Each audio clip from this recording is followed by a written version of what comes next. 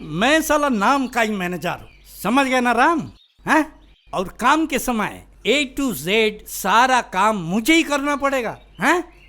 अरे ये third class labour लोगों का इनका हिसाब किताब से मुझे ही समझना है। क्यों रे भाई, एक एक्स्ट्रा आदमी रखे तो क्या प्रॉब्लम है? हैं? समझ रहा है राम? हमारा वो मतलब मालिक वो प्रकाश दत्त साले एक नंबर का कंजूस आदमी। हुजूर, क्या हुआ? वो देखो। हाँ? अरे रामचंद्र, अरे लगता है भक्त का भगवान आ रहा है। आइए आइए आइए। तो भगत लोग अपने भगवान को ढूंढ के लाए हैं। हाँ बोलो, क्या बात है? बात तो कुछ नहीं है। बात कुछ भी नहीं? नहीं। इस बार भी तुम वाउचर पे पैसे लिखे बिना ही लोगों की साइन ले रहे हो। ये आप कैसी बातें कर रहे हैं? अरे ये साले सब मूर्ख है।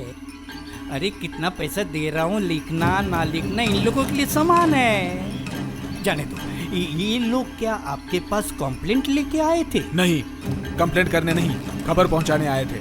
सुनो, कितने पैसे मिलने वाले हैं ये बिना जाने कोई भी साइन नहीं करेगा। बढ़िया, बहुत अच्छी, ये तो बहुत अच्छी बात है।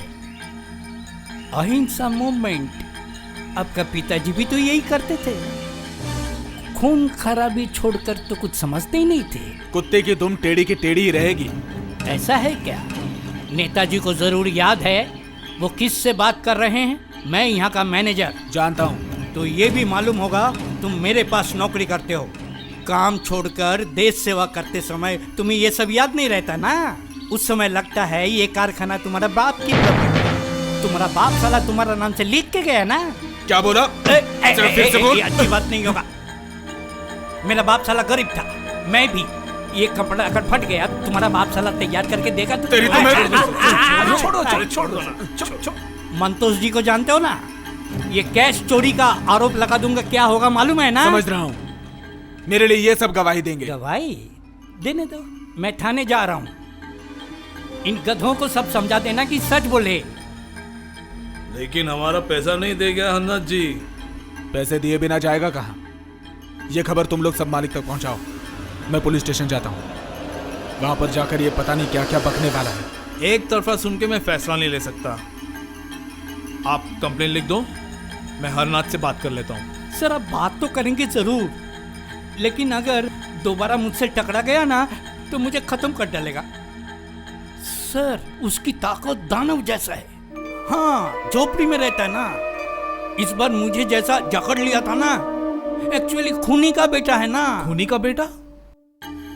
तो उसे काम कैसे मिल गया? वो है ना प्रकाश दत्त, मतलब हमारा मालिक, दयावान पुरुष, अपनी कोई बात नहीं सुनी। कहते हैं बाप ने खून किया है तो बेटा भी खूनी है। उनके पिता किसको खून किया था? मणिमोहन चक्रवर्ती। ओ ये एक कारखाना का मैनेजर, कितना बढ़िया आदमी था। क्यों खून किया था पता है? वाटसन कंपनी में जाकर आप पूछ सकते हैं।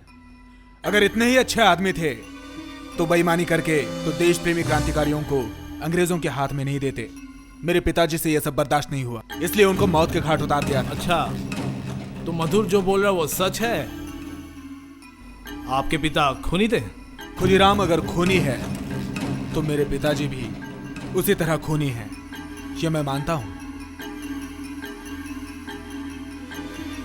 देखा ना कैसे गर्व से बोल रहे। बोलने की ही तो बात है। दुख की बात क्या है जानते हैं? जिन पुलिस वालों ने क्रांतिकारियों की जान ले ली वो सब हमारे ही देश के थे, लेकिन उनको तो कोई खूनी नहीं कहता। शट अप, वो लोग ने अपना फर्ज निभाया। इस खाकी पोशाक की कितनी कीमत है ना सर? पहनते ही दिल आसमान छूने लगता है। बेकसूर लोगों की जान लेते हुए भी आपके हाथ नहीं कांपते हैं ना? Stop it! तब का दौर आज का दौर में काफी फर्क है, और तुम भी कोई क्रांतिकारी नहीं हो, इसलिए मुझे तुम्हारा लेक्चर सुनने में कोई दिलचस्पी नहीं है।